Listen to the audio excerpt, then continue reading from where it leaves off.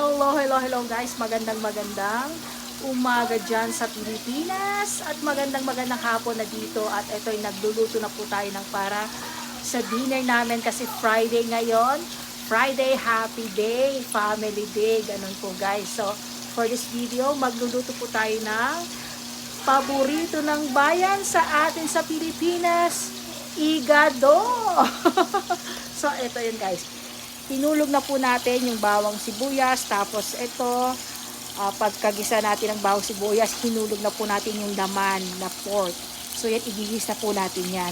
At lalagyan na po natin ng paminta para at least lumasa na. Yung mga lamang loob na iaano natin, like yung beef heart, maya na yun kasi nga malambot na at pinakuluan ko na rin yun guys.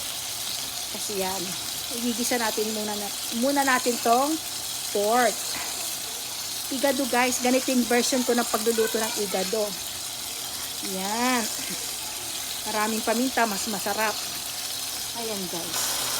Ayan. Ayan guys, ginigisa na po natin. Maigi yung pork. Laman po yan na pork. At hiniwa-hiwa natin ang pahaba. Ganyan po ang pagluluto ng igado. Yung paghiwa po niya is pahaba. O, yan, pahaba po. Pati yung lamang loob na beef. And then yung beef heart. Tapos yung beef liver is pahaba din. So, yan guys, o. Binigyan ko na rin po ng paminta. Durog na paminta. So, binigisa po natin maigi para lumasa. Lumasa yung laman.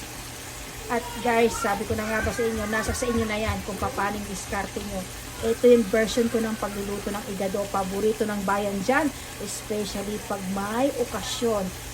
Binyagan man, kasal man, birthday man, hindi nawawalang igado. Ang sarap ng igado natin.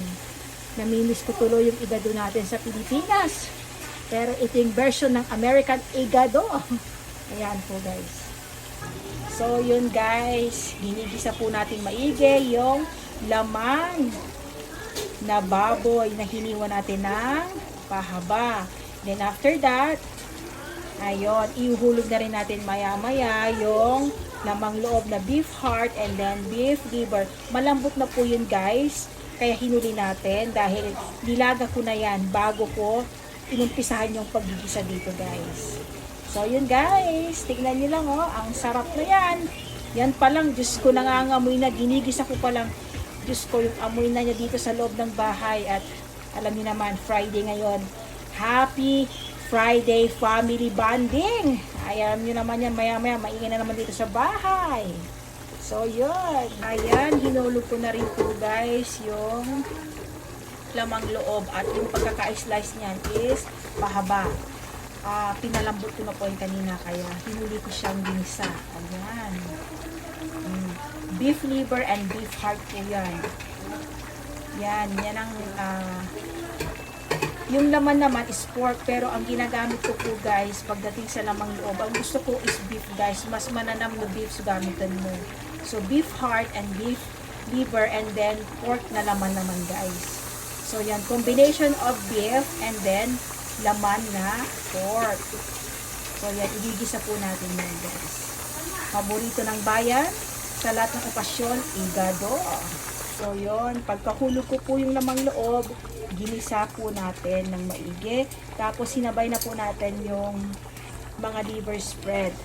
So mga 3 nilagay natin kasi marami po siya guys. Depende po yan sa dami ng iluluto nyo. Depende rin sa liver spread na ilalagay nyo. Like ganito, 3 yung nilagay ko na liver spread para unanam niya maong. Unanam may liver spread. Huwag natin kalilimutan pag nagluluto tayo ng igado, may liver spread lagi. So, depende po yan sa dami ng iluluto natin. Depende sa ilalagay din natin na liver spread. So, yun. Ayan. So, palalambutin natin guys yan. So, ayan na guys, oh. Ayan, hinalo na natin siya. Nahalo na rin natin yung ingredients dyan guys. So, tingnan nyo, oh. So, tatakpan natin at pakukulan natin siya ng mga 10 minutes para lumasa yung mga ingredients dyan sa karne, dun sa lamang loob na yan. para maging mas masarap. So yan oh. Oh. Igado na yan. American version ng igado ko guys. Ito na. Oh my God. Ayan guys. Ang sarap niyang igado. Ayan. Luto na yan guys. At mamaya uupakan na yan. At ang matitira na lang is kaldero. Yan po yung American version po natin ng igado. Favorite ng o paborito ng bayan natin dyan pag may okasyon sa Pilipinas, igado. Yan ang version ko ng American style ng igado. So kung gusto yung gayahin, madali lang yan. Nasa sa atin yung diskarte, nasa sa inyo na po yung diskarte kung paano magluto. So yan lang po yung style ko na pagluluto ng igado guys. At mamaya, wala na. Hindi naaabot ng bukas. Biro nyo pinaglutuan ko guys, malaking kaldero ito guys. Ayan. Para kang may okasyon na pag ganyang karami. Ayan. Ayan, mamaya. Diyos ko. Ubus na yan. So, yan po yun. Tapos na po yung igado natin. Napakadali lang po. Talagang malinamnam, yummy po yan.